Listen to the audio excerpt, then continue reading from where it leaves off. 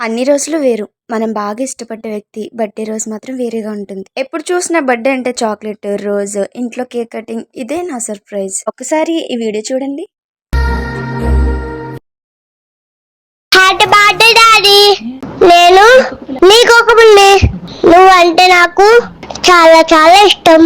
ఎందుకంటే కోసం నువ్వు చాలా కష్టపడుతున్నావు. తండ్రి కష్టాన్ని గుర్తించి పిల్లలంత ప్రేమగా మాట్లాడడం కన్నా తండ్రికి అంతకన్నా గొప్ప సర్ప్రైజ్ ఇంకేముంటుంది. ఇదే కాకుండా ఈ వీడియోలో చాలా సర్ప్రైజ్ అయితే నేను చూశాను.